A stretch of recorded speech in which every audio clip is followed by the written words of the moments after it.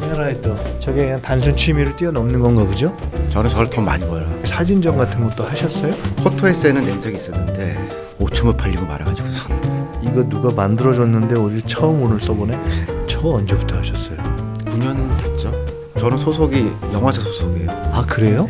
나 그걸 몰랐네. 소문 안 내고 하니까. 그렇게 알려져 있어요? 우리 우 박사님이 그렇다는 것이? 신문 보는 사람 다 알죠. 타이거 픽처스 자문 그렇게 타이틀이 나가니까. 책만 이렇게 봤지 그걸 조금 몰랐네. 책은 안 내고 싶은데 저는 책을 써서 유명해지고 그렇게 왔는데 지금은 데뷔를 못해요. 30대 원래 초반 중반에 보통 데뷔하는데 그게 끊어지니까 글 쓰고 이런 학자들이 나오질 않아요. 일본은 꼭 박사 아니라도 석사 수준에서 많이 하거든요. 지식이 이제 촘촘하게 돼 있는데 우리는 지금 그쪽이 펑 뚫려가지고서.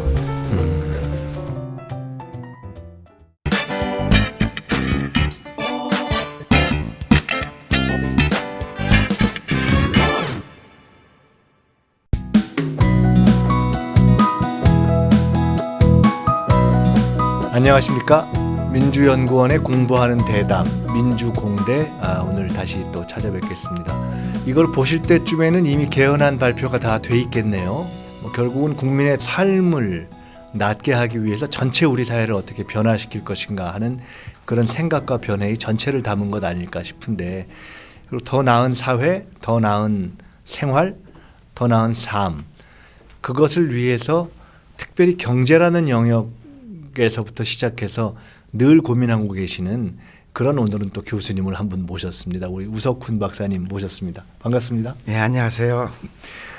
이 자리에 예. 지난주에는 이범 선생이 오셨었어요. 아, 이범. 예. 지난주에 오셨던 이범 선생님과 오늘 우석훈 박사님은 두 분 다 민주연구원의 또 부원장을 지내주신 그런 같이 해서 경험이 있잖아요. 예. 같이 계셨는데 특별히 더 감사하고요. 이 자리에 나와주셔서. 아까 들어오실 때 카메라를 들고 들어오셔가지고 제가 한참 또 카메라 얘기를 했는데 요새 어떻게 지내시는지부터 조금 말씀 시작해보죠. 기본적으로는 지금 이제 애 둘 키우는 아빠예요. 근데 지금 이제 몇 살, 몇 7살, 살인가요? 5살. 근데 5살짜리 애가 한참 아팠어요. 그래서 예. 폐렴으로 이제 몇 번 입원하고. 근데 그 폐렴이 그렇더만요. 폐렴 자체는 병도 아니라는 거예요. 근데 이게 나았다가 다시 걸리면 괜찮은데 네. 계속 아프면 이제 그 상처가 안 나니까 네. 천식으로 된다는 거예요. 그렇죠. 막 고민을 하다가 지금 이제 들어앉아서 애 보고 있어요. 요새 가장 큰 일은 그러면은 애 보는 일이네요. 그러니까 3살 때 그 둘째가 입원했을 때 백분위표가 있거든요. 몸무게로 하위 5%였어요. 진짜 다리가 예. 젓가락같이 둘째. 예, 둘째가. 가는데 죽여라고 한 2년 먹었더니 지금 이제 백분위의 중간 정도 가거든요. 예. 보람되더라고요. 열심히 먹여가지고서 지금도 이제 조금씩 아픈데 예. 이제 보니까 그 또래 애들은 몸무게가 제일 중요하더라고요. 그러니까 몸이 좀 부으니까 그다음에 자기 면역력이 생겨서 폐렴을 안 걸린 건 아닌데 입원까지는 안 하고 버티고 이기더라고요. 그러면 지금 그렇게 집에서 주로 둘째를 돌보는 걸 포함해서 애를 보고 이렇게 시간을 아마 그러면서 동시에 최근에 책도 내셨잖아요. 그러니까 집에서 할 수 있는 거는 좀 하고 예. 취재를 한다거나 이제 인터뷰 작업도 옛날에 많이 했었는데 예. 그런 거는 이제 거의 못 하고 이제 10시에 애들 어린이집 보내면은 올 때 한 4시쯤 오거든요.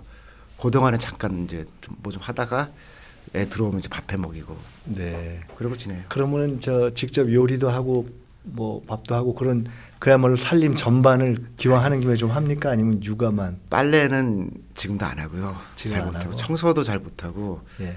밥하고 애들 이제 어린이집 왔다 갔다 하고 예. 그다음에 저희 아내도 이제 일을 하거든요. 그러니까 예. 퇴근해서 올 때까지 이제 그 몇 시간 채우고. 예. 근데 생각보다 어렵더라고요. 살림이 어려운 거예요. 애들이 이렇게 계속 크니까 놀이가 바뀌어요. 한 이틀 하면 또 재미없다고 그러거든요. 새롭게 개발하고 막 맞아. 그거를 같이 이렇게 놀아주고 그 시간을 지겨워하지 않고 그거 만만한 일 아니죠. 이게요. 조금만 재미없으면 텔레비 틀어달라고 그래요. 만화 본다 그러면 이제 만화는 머리 나빠져. 그리고 아주 리얼하게 지금 배우고 계시네.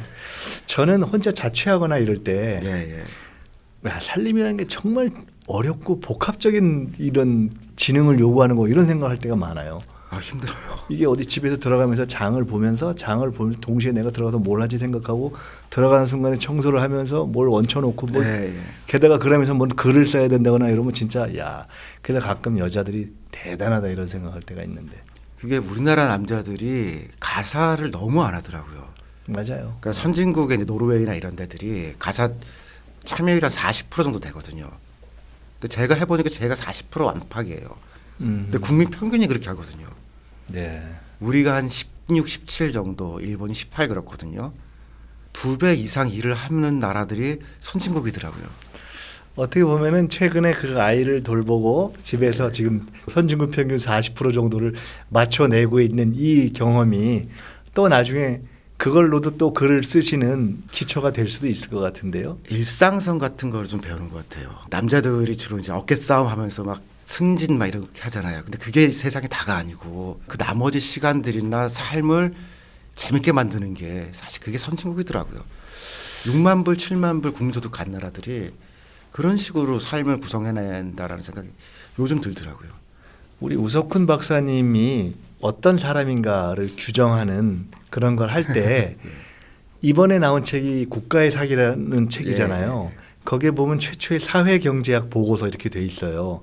그러니까 그렇게 본다면 가령 사회경제학자 이렇게 얘기할 수도 있을 거고 또 뭐 생태경제학을 하셨으니까 네. 생태경제학자 이렇게 얘기할 수도 있을 거고 또 사실은 아까 이제 카메라를 탁 들고 들어오시는 걸 보면서 그게 좋아서도 하고 또 돈이 돼서도 하고 뭐 여러 가지 차원에서 하지만 통상적인 좁은 의미의 경제학자와는 달리 이 세상을 전체로 보면서 여러 가지 이슈를 던지고 막 하시잖아요. 스스로는 어떻게 규정하는 게 제일 경제학자인 게 제일 편하고요. 그냥 경제학자? 예. 예. 경제라는 거가 제가 이제 정의할 때는 그 나라에 태어난 사람이면은 하루 세 끼 먹는 거가 무섭지 않아야 되거든요. 아침 딱 일어나서 오늘 세 끼는 내가 먹겠구나라고 그렇게 일생이 되면 되는 거 아니에요. 근데 잘 사는 나라들 보니까 그런 공포가 없는데 우리는 21세기 들어와서 공포가 생겼어요. 60대, 50대들은 그래도 좀 이 공포가 덜한 것 같은데 20대로 내려가면은 공포가 더 심하고 10대가 더 심하거든요. 그렇죠. 맞아요. 그래서 제가 가끔 이제 사람들 만나서 이제 이런 질문을 해봐요. 그러니까 50대, 60대를 만나서 만약에 이제 진짜로 과거로 돌아갈 수 있다. 그러면은 10대로 가겠냐, 20대로 가겠냐라고 물어보면은 외국 사람들은 10대도 많아요. 제가 정말 아무것도 안 했던 그때 다시 출발하고 싶다 그러는데 한국 사람은 10대로 가고 싶다는 사람이 거의 없어요. 고3 하고 싶은 사람이 없어가지고서. 저도 그런 생각 혼자 이렇게 자문해 보는데 예. 절대 고3은 끼는 시기는 가고 싶지 않다는 생각을 많이 해요. 그러니까 이제 보통 20대라고 하는데 시험을 보고 싶지 않으니까. 예. 최근 30대한테 이 질문을 하면은 20대도 싫다는 거예요. 취업 준비하는 거 너무 힘들어서 그냥 자기는 30대가 좋대요. 어떻게 보면 우리는 이게 좀 삶이 잘못 디자인돼서 10대가 가장 아름답고 좋을 텐데 머릿속에 생각하면은 안 가고 싶어. 너무 불쌍하죠. 요새 제 아는 후배, 그러니까 엄마인데 예. 딸을 키우는데 중3인가 되는데 하여간 그 시간 내내 학원을 돌리고 그거를 엄마는 쫓아다니는 걸 보면서 야, 정말 너무 불쌍하다 애들이. 그래서 제가 이제 책에서 교육 마피아라는 표현들이 있어요. 예, 예. 뭐 그 책에서도 그거 쓰셨어요. 모피아라는 표현을 이제 많이 쓰니까 예, 조금씩 예. 익숙하실 거고 뭐 토건족 뭐 이런 예. 거 많이 쓰는데 교육 마피아를 연구를 하려고 보니까 마피아에 해당하는 사람이 없어요. 이를테면 무슨 결탁된 사람들이 있어야 되는데 예.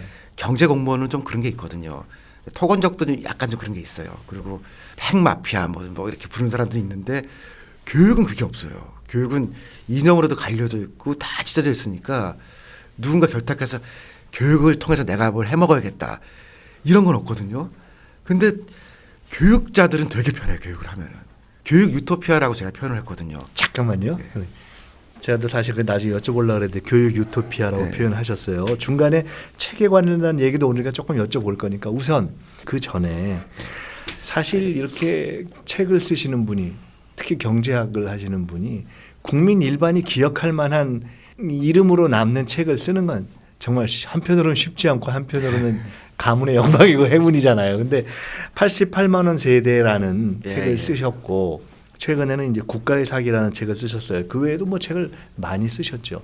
근데 우선 아까 저희가 뭐 생태경제학, 사회경제학, 그다음에 결국은 경제학자로 불리고 싶다라는 얘기를 했는데 통상적인 경제학자에 비해서 우리가 알기로는 훨씬 좀 종합적인 문제의식을 계속 갖고 화두라는 걸 고민하시는 분으로 우리가 생각하고 있단 말이에요. 그러면 자 88만 원 세대라는 거를 썼을 때와 예, 예. 또 지금 핵심적인 문제의식은 무엇이었고 각 그 책을 썼던 시기에서의 그 책의 핵심적인 주장은 뭔가 우선 그걸 한번 풀어주시고 시작하면 시대가 어떻게 변했는지 한번 좀. 그 88만 원 쓸 때가 그게 한 2006년, 2007년도 네. 그러니까 노무현 정부 후반기였는데요. 예. 지표상으로 보면 2007년이 제일 좋아요. 네. 그러니까 IMF 이후에 성장률도 사실 굉장히 좋았고, 예. 그다음에 성장 패턴 자체가 그게 굉장히 좋아요. 그래서 원화는 강해지는데 수출도 들어요.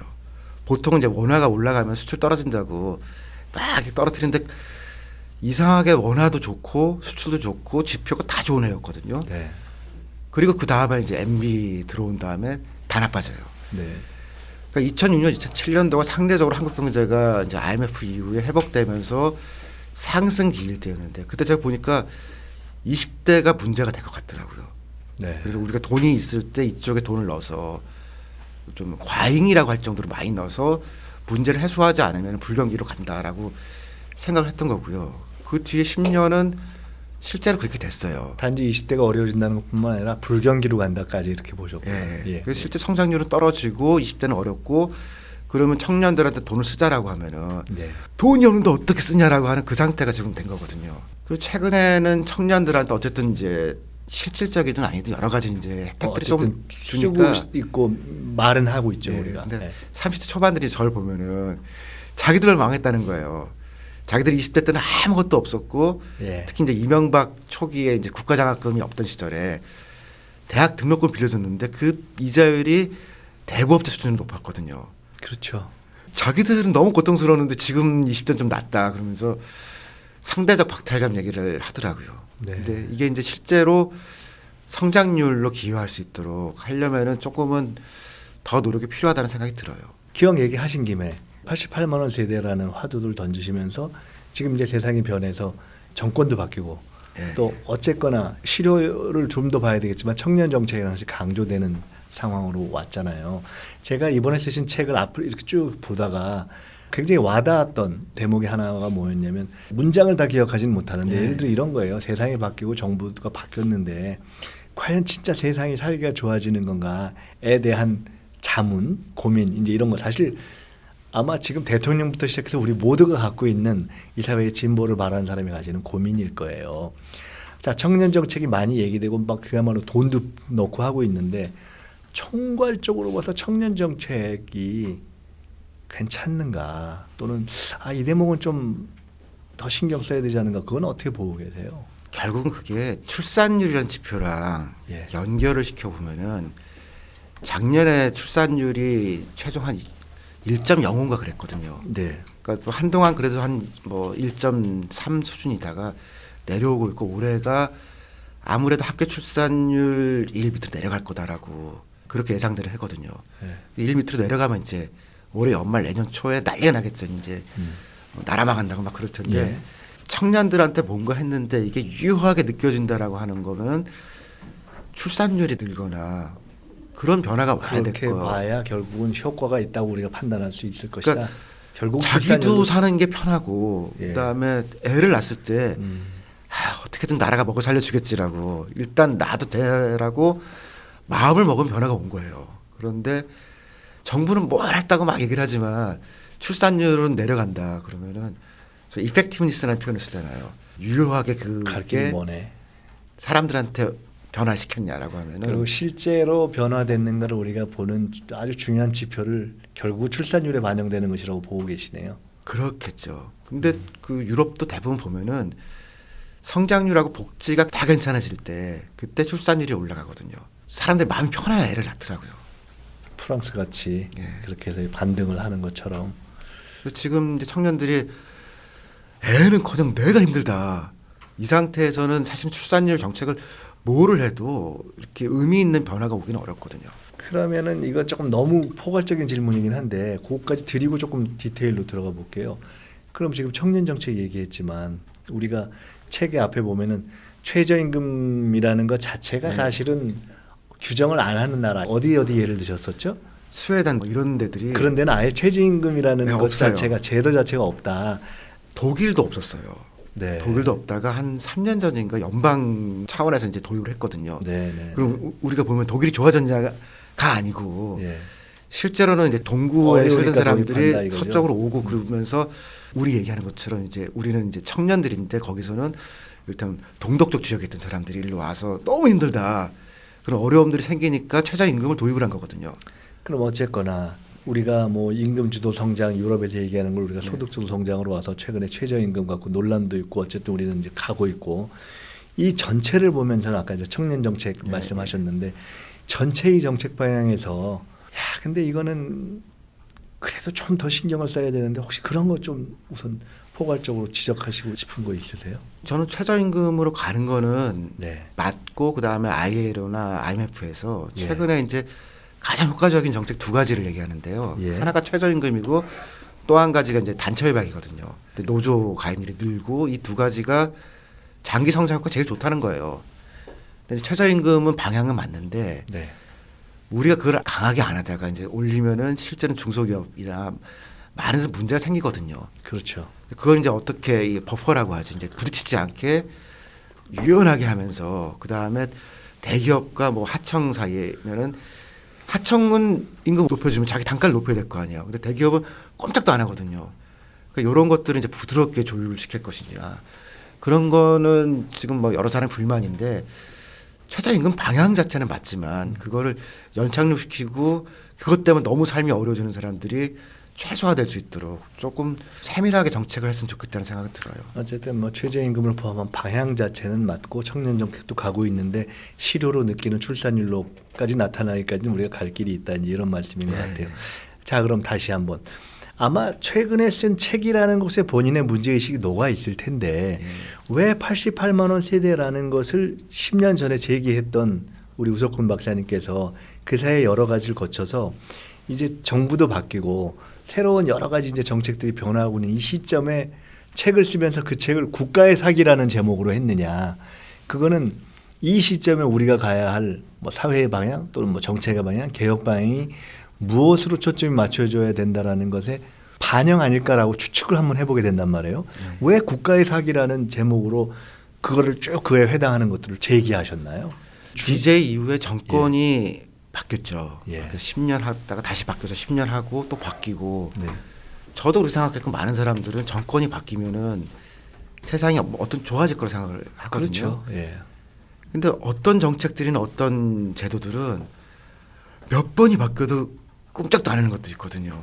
그러니까 어떤 거는 박정희 때 생겨서 지금까지 오고 있고 어떤 거는 전두환 때 생겨서 지금까지 오고 어떤 정권을 잡았던 사람들도 어쩔 수 없거나 잘 모르거나 그래서 그냥 제대로 굳어지는 것들 중에 이상한 것들이 좀 있더라고요.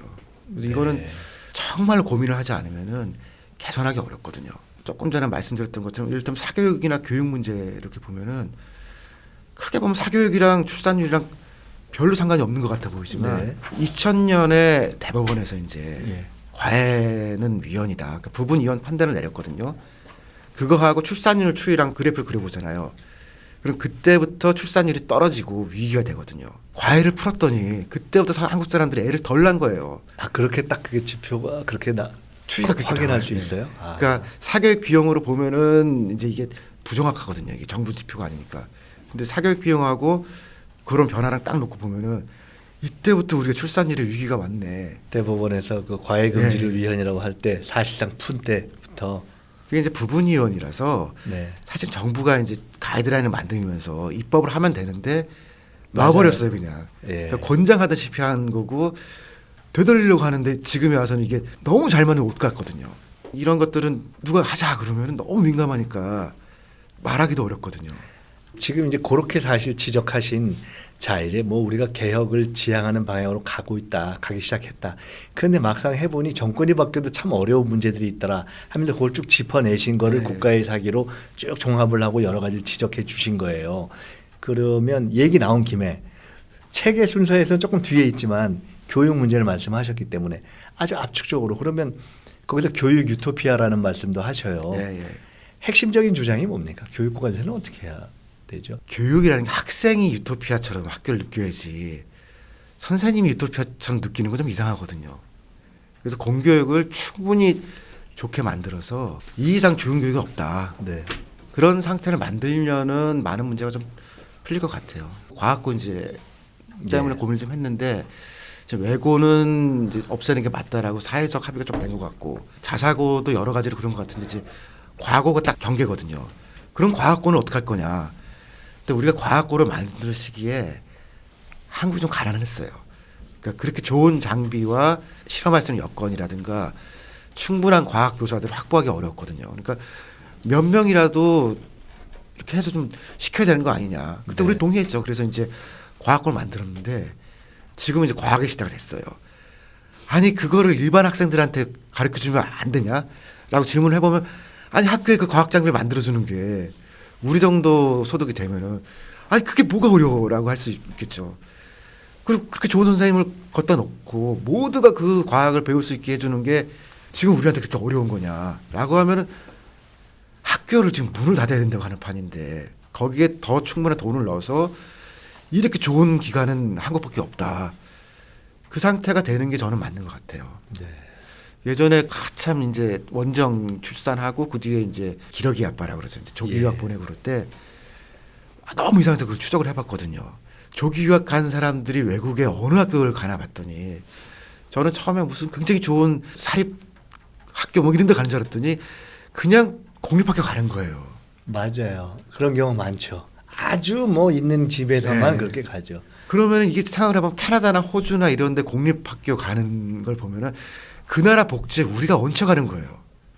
충분히 잘 해놨는데 우리 학교는 그렇지 않으니까 그걸 장애인 학교 때 너무 좀 마음이 아팠던 게 치과 의사 했던 분인데 그분이 자기 자식은 보내야겠다라고 호주로 보낸다는 거예요. 그래서 왜 그러세요 하고 물어보니까 자식이 장애인인 거예요. 근데 호주로 가면은 얘는 일반 학교에 다니고 여기서는- 전담하는 선생님이 있고 3명이 돌봐주는데 한국에서 안 된다는 거예요. 그렇죠. 근데 지금 우리가 그걸 못할까라고 생각해 보면은 분리교육 이런 걸 너무 익숙하게 생각하다 보니까 다 모아서 통합하고 거기서 장애인과 비장애인이 같이 배우고 그러면 비장애인이 더 좋거든요. 아 이렇게 하는 거구나. 과학도 그렇게 같이 배우고 만약 영어가 필요하다, 외국어가 필요하다. 우리가 그런 거를 못 가르쳐 줄 정도로 지금 그렇게 돈이 없진 않거든요.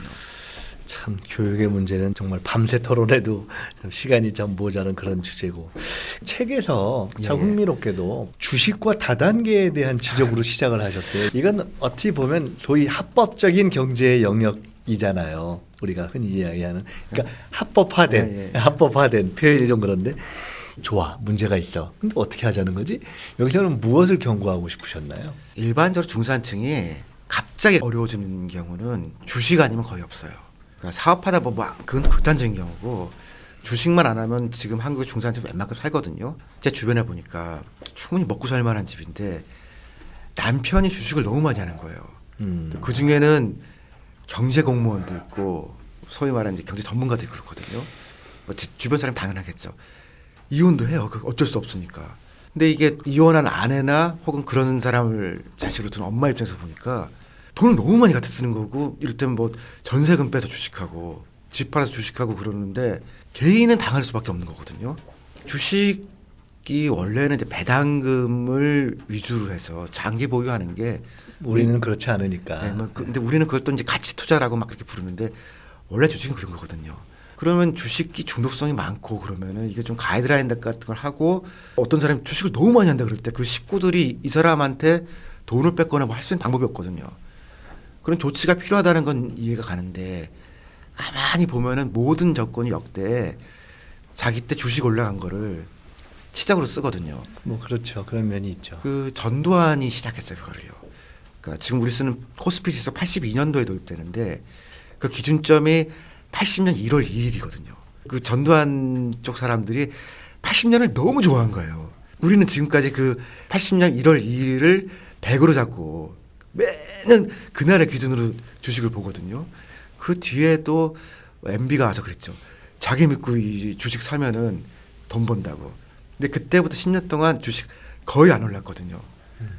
그러니까 많은 정부는 주식이 올라가길 바라고 이거 위험한 거다. 경고를 안 하거든요. 근데 외국은 주요 주식 사이트나 이런데 이게 중독성 있다. 뭐 이런 얘기들을 어딘가 해놔요. 아, 그래요? 예. 그러니까 이거는 초등학생들한테 주식 교육을 막 시키더라고요. 이게 경제 교육이란 말로 우리가 하는데 흔히 경제 교육을 한다고 할 때 주식 교육인 경우로 생각되는 경우도 제법 있죠. 근데 그게 사실 경제에서 알아야 되는 건 되게 많은데 주식은 테크닉이거든요.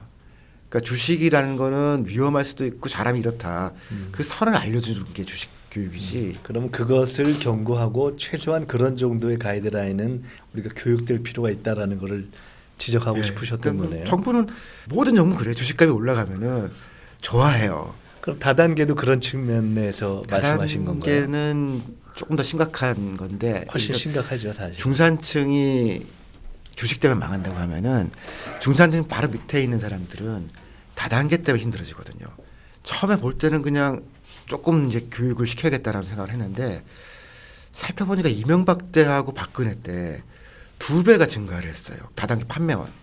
그러니까 한 350만에서 400만 정도였다가 800만으로 한 4년 사이에 2배를 컸거든요. 매출액도 2배를 컸었어요.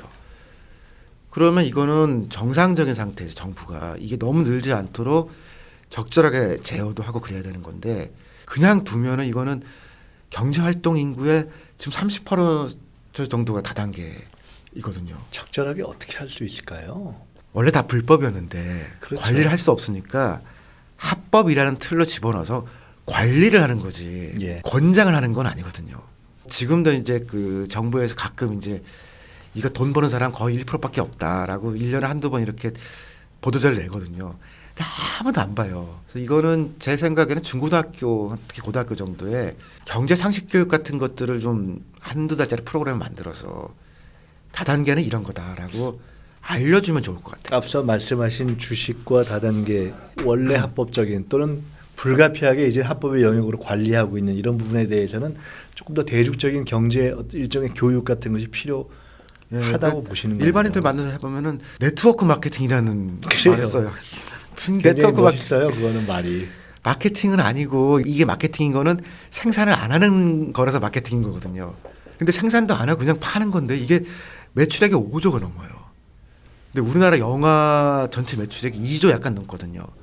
그게 무슨 요즘 우리 보는 VOD 다 합쳐서 2조도 안 되는데 다단계로 5조를 만들려면은 무슨 뭐 옥매트 그런 거 있잖아요. 정수기 몇 개를 사야 그게 5조가 되겠어요. 만약에 이게 정말 직업이잖아요. 그러면은 우리나라에 실업 문제라는 게 존재할 수가 없어요. 800만 명이 자기 직업이 있다 그러면은 완전 고용이에요.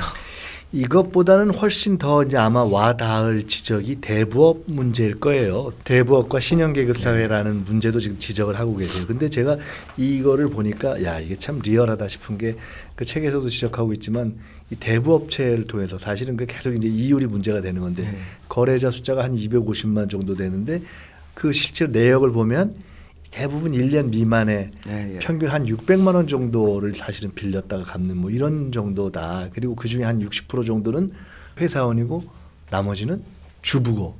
요게 실체다 이제 이렇게 말씀하시는 거예요. 이것이 갖고 있는 문제점은 많이 지적되잖아요. 근데 이것의 어떤 더 리얼한 어떤 문제점 내지 현상과 그러면 어떻게 이 문제를 좀 더 줄이지 하는 것에 대한 말씀은 이제 2000년대 초반 중반 거치면서 엔캐리 자금이라고 하는 그때 일본 애는 워낙 쌌거든요. 그게 이제 조달비용이 워낙 싸니 한국으로 들어와서 대부업체라는 게 형성이 된 거예요. 예. 너무 많으니까 이제 예. 법적 틀 안에 집어넣는데 예. 그 전에 이제 공무원들 만나서 이거 말이 안 된다. 이거 사람들 다 죽는다 그랬더니 그럼 국내 대부업체를 양성하면 되지 않냐. 이게 애국심을 하더라고요. 근데 실제로 그래서 이제 국내 업체 생겼거든요. 근데 이건 이렇게 처리할 게 아니고 제일 큰 문제는 신용 등급에서 생겨요. 네. 그러니까 돈이 커서가 아니고 네. 캐피탈이라는 회사도 문제가 없지만 캐피탈 거래를 하면은 그러니까 소위 은행이라고 하는 제일 금융권에서 대출을 잘 안 해주거든요. 근데 이보다 더 밑으로 내려갈수록 대출 자체도 안 해주고 그렇죠. 그러니까 대부업체 관리 있으면은 은행이라는 이 세계에서 영원히 굿바이거든요. 그러니까 이거는 대부업체가 아니라 정상적인 은행 내에서 소화될 수 있게 관리를 해줄 수 있게. 예. 그 안에서 들어가게 해야 되는데 이것도 업체 아니냐. 예. 시장의 자유. 네. 아니 이조차 없으면 이제 이것도 잘 못 빌린다. 그럼 은행은 뭐하러 있는 거냐. 최근에 그런 생각이 들더라고요. 은행에서 은행원들을 잘라요. 네. 자르면서 이제 지점들을 없애거든요. 근데 그렇게 할 게 아니고 거기 있는 사람들한테 관계형 금융이라고 하거든요. 동네에 있는 사람이 그 누군지 알 거 아니에요. 그런 사람들이 푼돈 빌리러 올 때는 나 저 아저씨 알아라고 빌려주는 그런 지역 금융을 은행이 하면은 사실 지점을 늘려야 되고 은행을 늘려야 되거든요. 근데 그게 무슨 엄청난 돈이 드는 게 아닌데 그게 은행에 개선되는 거냐. 그게 아니고 은행은 대부업체 갈 사람들을 이자를 조금 더 높이더라도 그런 상품을 만들고 지역 내 흡수해라. 그럼 대부업체 필요 없거든요. 그럼 대부업체가 망하면 우리나라가 망하는 거냐. 서민들이 좋아져요. 그럼. 그래서 방법이 없는 게 아니라 너무 이거는 모든 것을 시장에 내버려 두면 된다. 근데 국부로 만들던 시절에 그때는 은행이 없었거든요. 그러니까 은행이라는 건 굉장히 특수한 영역이니까 어떻게 하면 가난한 사람들이 은행을 소외받지 않게 하고 네. 대부업체 가지 않게 할 수 있느냐. 사실 이게 중심이 돼야 될 것 같아요. 그 현실적으로 지금 가능한 어쨌든 지금 금융이라든가 이런 쪽에서는 야 근데 뭐 방법이 없지 않느냐 내지는 이거라도 있어야 되지 않냐. 예를 들어 이것이 시장의 어떤 방법 아니냐 이렇게 얘기하잖아요. 네. 현재 현실적으로 우리가 그 문제를 해결할 수 있는 실마리랄까 방안이 뭐가 있어요? 제가 연구원 있을 때 그 시절에 이제 해서 사실 법안도 제출돼 있는 게 네. 우체국이 금융을 일부 겸하거든요. 지금 네, 이제 그렇죠. 보험하고 또 예금만 받는데 우체국에 저도 몰랐는데 이번에 이렇게 보니까 금융개발원 뭐 이런 것도 있더라고요. 그 안에 그런 기구도 있어요. 근데 네, 네. 금융을 얼마나 개발하는지는 근데 모르겠는데 이제 다른 데서 반대를 해서 지금 예. 못하는 건데 실제로는 우체국 충분히 돈이 있거든요. 네. 그러니까 지역 관계형 금융 같은 거로 해서 일단 10% 안팎으로 지금 있는 사람들의 대부업체 대출을 전환해준다. 공급할 수 있게. 뭐 2천, 3천 정도 예, 실릭이라고 예. 하죠. 그 최고액을 예. 정하고 예. 일단 한시적으로 한다고 하면은 실제 돌아갈 수 있거든요. 한시적이 아니라도 괜찮은데 농협이나 이제 그런 비슷한 새마을금고 같은 데서 반발이 심해요. 네. 우체국 조달 금리가 싸기 때문에 그렇게 하면 자기들이 망한다. 예. 아 근데 그거는 한시적으로 하면 해결될 수 있는 거라고 생각을 하거든요. 예.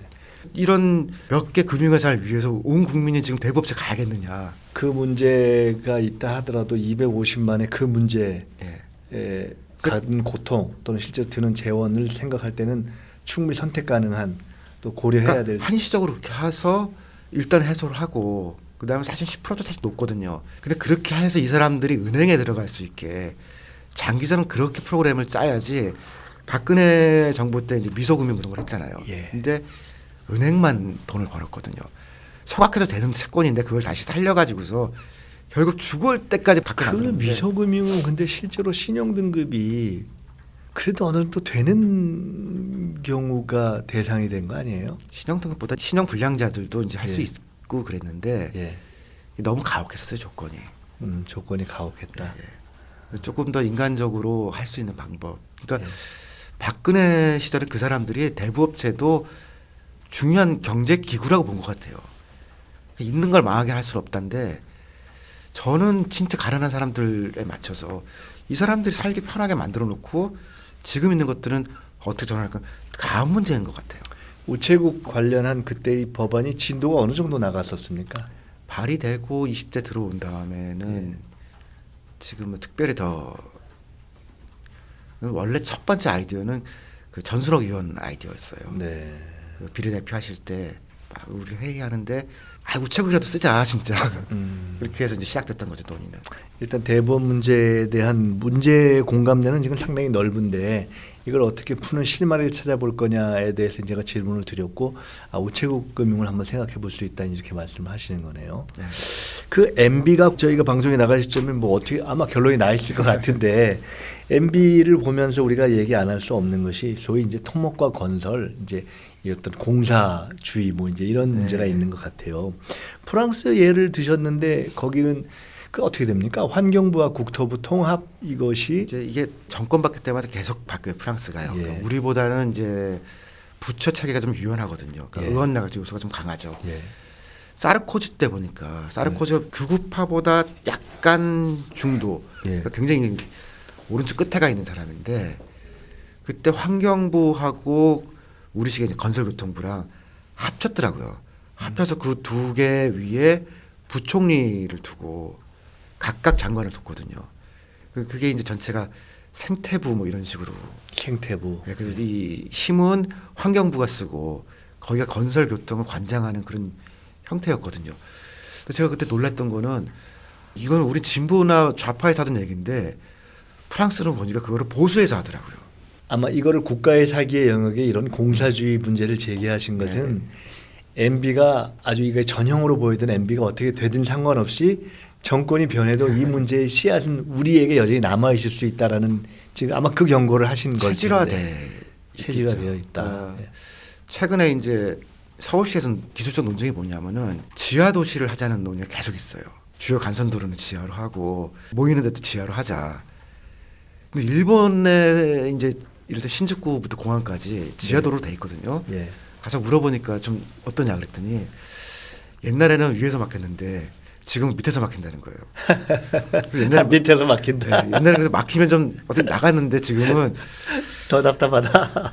잘 생각해보고 일단 들어가서 막히면 방법이 없다는 거거든요. 근데 사실 차는 계속 늘기 때문에 위에서 막히는 게 밑에서 막히는 건데 이제 이런 거죠. 하던 공사 계속 하고 싶으니까 지금 우리나라 도로가 지상은 거의 이제 포화된 상태거든요. 그러면 이제 지하로 내려가서 한탕하고 그리고 나면 이제 해저 터널 뚫고 계속 공사할 거리를 하는 거거든요. 예. 우리가 저희가 복지 논쟁하고 그럴 때 아니 돈이 없다 그랬는데 아니 앞으로 저렇게 한 50년 100년 하면은 우리는 돈이 언제 생겨?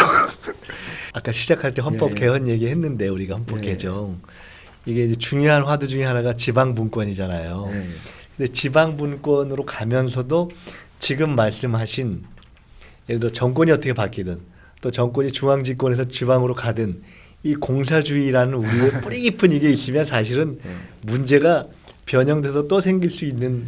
종부세 할 때 진짜 놀랐는데요. 예. 그 노무현 정부 후반에 종부세를 도입을 했어요. 그때 이제 국민들하고 그 당시 이제 여당이었죠. 민주당에서 네. 합의를 해줄 때 뭐였냐면은 네. 이건 중앙 정부의 세원이지만 네. 이렇게 들어온 돈은 지방의 복지로 쓰겠다고 약속을 했어요. 몇 년을 맞아요. 그랬죠. 제가 이제 봤거든요. 실제로 복지로 쓰기는 했는데 그거 다 보내줬거든요. 각 동네마다 그 돈을 가지고 복지관을 짓는 복지관을 짓더라고요. 맞아요. 근데 이 복지관을 짓는데 지역도 매칭 펀드를 하게 했더니 복지에 있던 돈을 또 붙여가지고서 복지관이 된 거예요. 읍면동마다 다 복지관이 있는데 복지 공사가 늘어난 거네. 아니 이건 진짜로 이게 중앙에서는 지역에 좀 애들 먹을 것 좀 사주세요. 그런 마음으로 보낸 건데 그게 복지관이 돼 있더라고요. 아 이게 복지가 는 거야 안 는 거야. 이게 그런 지금 말씀하신 공사주의는 네. 아까 이제 사실은 조금 더 실체가 보기 쉬운 소위 토건족, 뭐 네. 예를 들어 일본 같은 그런 것과 함께 우리의 이 머릿속에 오랫동안 고착화 있는 어떤 공사주의에 대한 그런 네. 보편적인, 근데 대중적으로도 확산되어 있는 그런 생각이 사실 작용하잖아요. 네. 이걸 어떻게 하죠? 우리나라 국민들은 복지 싫어하는 것 같아요. 아, 그래요? 예, 이게 임금 분석을 해보면은 예. OECD 국가들 중에서 임금이 가장 낮은 직종이 식당에서 일하시는 분하고 네. 호텔, 그러니까 숙박업에서 일하시는 분들이 대부분의 국가에서 이게 가장 밑에 있는 임금인데 한국에서는 제일 밑은 아파트 관련이 제일 미치고요. 그 바로 위가 복지 관련돼 있는 직업들이에요. 그렇죠, 사실은. 어린이집 맞아요. 선생님, 맞아요. 그다음에 예. 뭐 사회복지사들이 예. 식당보다 미치거든요. 이거는 우리나라 국민들이 복지에 관한 일을 하는 거는 식당이나 호텔보다 일을 안 하는 거다라고 보고 있는 거거든요. 선호하는 질 좋은 일자리에 안 들어가지 예, 아직. 그러니까 예. 보통의 국가는 그 복지 관련된 것들이 예. 중간 약간 밑에 있어요. 초등학교 교사랑 비교해 보면은 그 수준이 복지 관련된 사람들 임금이거든요. 네, 네. 그러니까 복지가 좋은 거고 중요한 거다라는 생각을 사실 우리가 안 하는 거예요. 그래서 복지의 경험 같은 것도 늘려가면서 이게 진짜 인프라는 복지가 인프라다.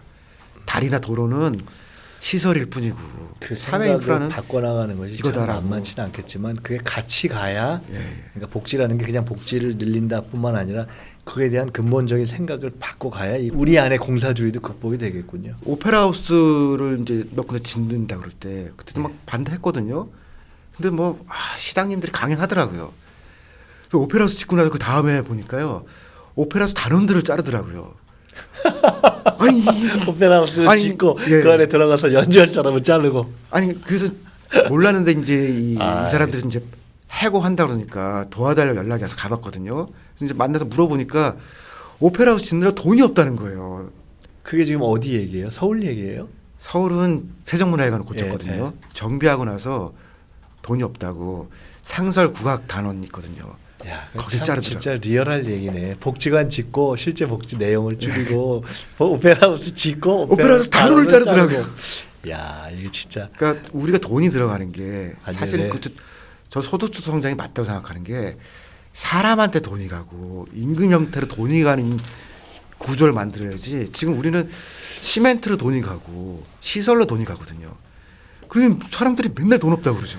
그러니까 진짜 소득 주도 성장, 사람 주도 성장, 사람이 먼저다 이런 패러다임으로 바꾼다는 게 뿌리 깊은 정말 우리의 생각을 같이 변화시키지 않으면 안 되는 거네요. 그러니까 어떤 의미에서는 그런 것을 다 하나하나 이렇게 야 악마는 디테일에 숨어 있다고 지적하는 게 국가의 사기를 쓰신 문제의식일 수 있겠다 이런 생각이 드네요. 아니, 저도 몰랐어요.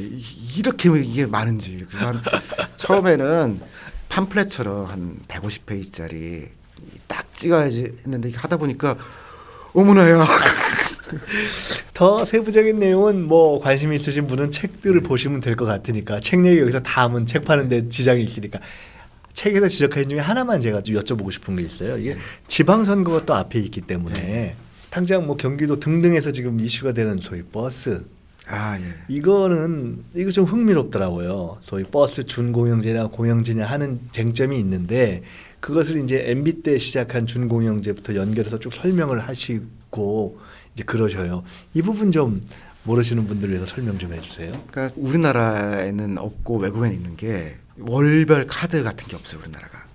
그러니까 교통카드 중에서 한 달 정액권, 한 달 기간을 두고선 패스하는 거. 그러네요. 그러고 보니까. 근데 이게 지금 지하철, 버스 이런 것들이 맞아요. 다 저도 외국 복잡하고 학교 다닐 때 이거 월별 카드 이렇게 끊었던 기억이 나요. 파리 같은 경우는 그거 한 번 끊으면은 예. 샌드강 왔다 갔다 하는 그 배도 타요. 그 출퇴근 그 배 타고 가는 사람도 있거든요. 노틀담 올라가는 케이블카도 타요. 예. 다 통합되어 있는데 예. 우리는 지하철과 버스를 월 이렇게 하기가 너무 어렵거든요. 민간하고 정부가 이제 복합돼 있어서 예. 필요하다고 생각도 잘 안 했고. 근데 이제 이게 공영제로 넘어올 때 서울에서는 이명박 시장 시절에 했어요. 했는데 하는 김에 이제 완전 공영제를 했으면 문제가 없을 텐데 버스 회사는 그대로 두고선 손해 보는 것들을 메워주는 방식으로 했거든요. 그러니까 민간 회사면서도 공공적인 일을 하는 게 섞였어요. 그렇게 이제 몇 년이 되니까 버스에서 돈을 많이 벌어가지고서 지금은 손대기가 어려워졌거든요. 근데 이게 또 많은 버스 회사들이 가족 회사예요. 영생 회사라고 하거든요. 영원히 사는 회사는 삼성 뭐 이런 게 아니고 버스 회사가 영원히 가는 거다. 사실 삼성 현대도 어떻게 될지 모르거든요. 소니도 옛날에 그 미래 영화 이렇게 보면은 소니가 늘 나왔어요. 그렇게 말씀하신 거 보면 구조적으로 보면은 준공영제 하에 버스 회사야말로 정말 지속 가능한 방식이네. 사람이 버스가 모노레일로 바뀌고 미래형으로 바뀌어도 그 회사는 남을 거거든요. 근데 이게 이제 한 번은 정비를 해둔 게 영국도 정비를 한 게요. 우리가 이제 종편이나 이렇게 TV 이런 거 보면은 채널 허가를 받잖아요. 몇 년에 한 번씩. 예.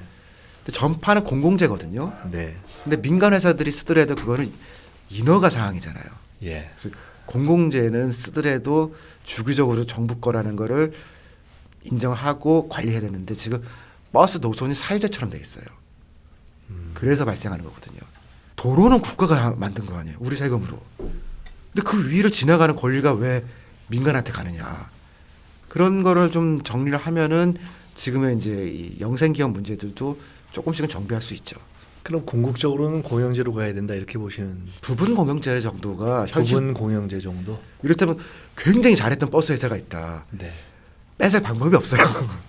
그리고 그다음에 잘 돼 있는 거를 일부러 뺏을 이유도 없고. 그렇죠. 그러니까 그것은 이 상당한 기간 동안에 어려운데 그다음에 필요한 것들은 정부가 하고 잘 운영되는 것들은 뭐 일부는 이제 민간을 두고 그 상태로 가도 사실 그냥 지속적으로 적자가 나는데 지속적으로 그걸 메꿔주는 방식이 아니라 이렇게 잘하는 걸 두고 원래 도입의 취지에 맞게 해서 일정하게 단계적으로 영 아닌 부분은 서울 같은 경우는 그거 외에는 방법이 없죠. 단계적으로라도 정리를 해가는 방식이 좋다. 그다음에 새로 시작하는 이제 이런 지자체 같은 경우는 예. 출발할 때도 공영제면 이 문제가 안 생기거든요. 한번 들어가 오면은 너무 고치기가 어려운 제도죠 이게. 참 여러 가지를 이렇게 지적해 주신 걸 다시 생각해 보게 돼요. 책에는 안 쓰셨지만 기왕 얘기 나온 김에 요새 저도 이렇게 생각해 보면 야 우리가 요새 이거 너무 얘기 안 하는 거 아니야 싶은 생각이 드는 게 있는데 혹시 농업에 대해서 생각을 좀 해보신 게 있으면 원포인트 레슨 하나 좀 해주세요. 제가 생각하는 한국 농업이 잘 되는 딱 하나는 이제 과일방이라는 형태로 얘기를 했는데 뭐요? 과일방. 예. 농업이 잘 된 나라들은요. 그 나라 국민들이 살이 그렇게 많이 찌지 않아요. 그리고 농업이 안 된 나라는 가난한 사람들이 살이 찌는 나라들이에요. 하여간 이 카메라처럼 이 관찰을 많이 하셔서 그런지 재미나는 관찰과 설명을 많이 하세요. 그러니까 진짜로 농업이 괜찮잖아요. 그러면은 부자나 가난한 사람이 살이 덜 쪘고 미국 같은 데 보시면은 너무 거대 농으로 가다 보니까 가난한 사람들이 햄버거 먹고 살찌잖아요.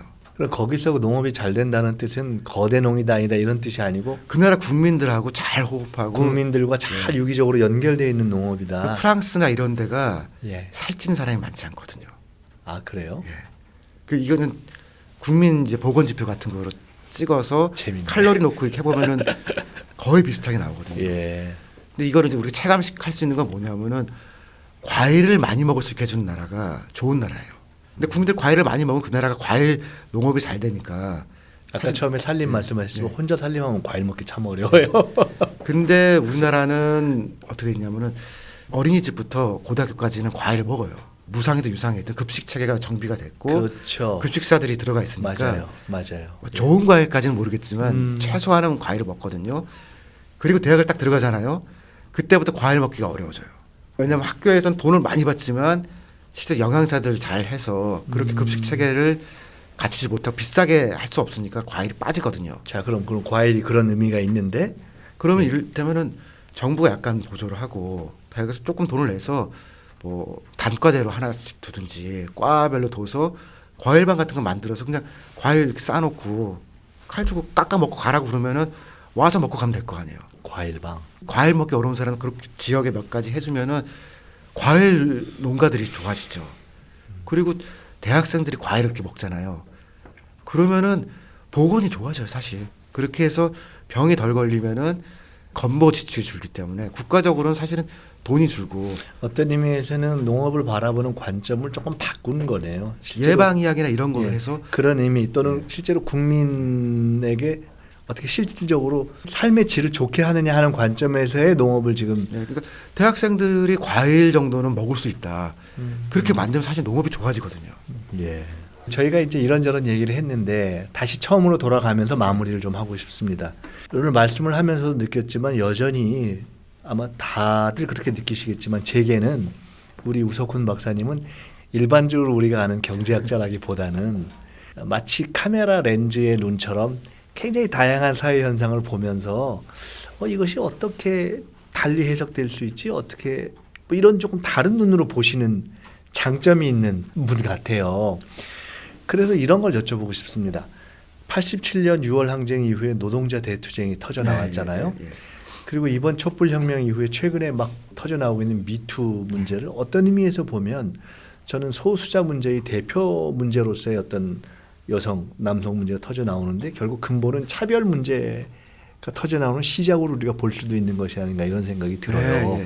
그렇다면 자 88년 세대 그다음에 국가의 사기 이렇게 쭉 이렇게 지금 계속해서 사회에 어떻게 보면 큰 흐름을 계속 보고 계신 우리 우 박사님께서는 이제 민주화도 하고 제대로 된 어떤 정권 교체를 해서 촛불 이후를 가고 있는 우리 사회가 가야 될 방향 지금 최근에 남북 관계까지도 이제 막 급진전을 하고 있는데 어떤 화두들이 가장 우리에게 큰 화두로 물론 뭐 복지 등등이 있겠습니다만 등장하고 새롭게 우리가 고민될 것인가 아마 그런 생각을 좀 하실 것 같아요.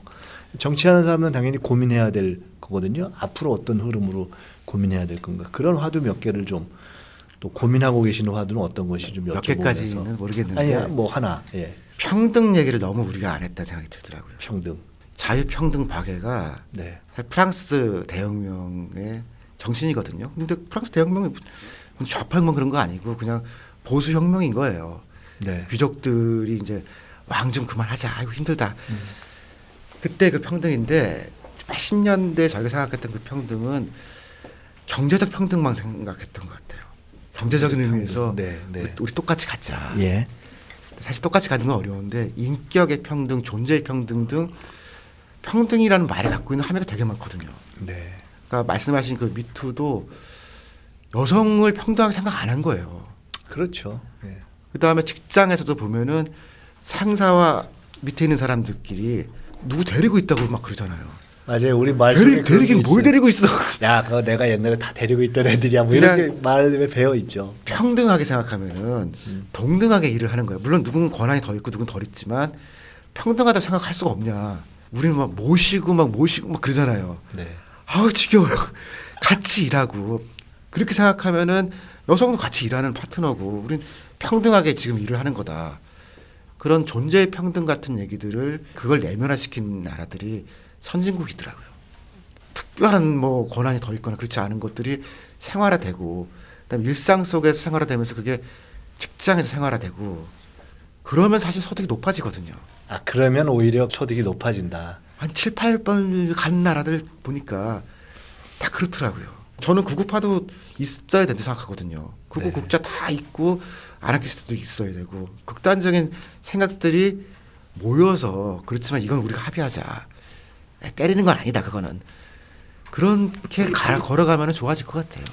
재밌어요. 평등, 또 존재의 평등, 또 그런 나라들이 결국은 살기도 좋아지고 아까 말씀 처음 시작할 때 보면은 가사 노동이 남자가 한 40% 정도는 하는 그런 나라가 선진국이고 아까 이야기 나누셨던 많은 그런 것들이 우리에게 사실은 이제는 꼭 정치나 경제의 어떤 뭐 거대 담론을 떠나서 내재화된 사회 네. 그런 사회가 선진국이고 또 그렇게 돼야 살기도 좋아진다. 많은 것들을 또 생각하게 하는 그런 시간이었던 것 같습니다.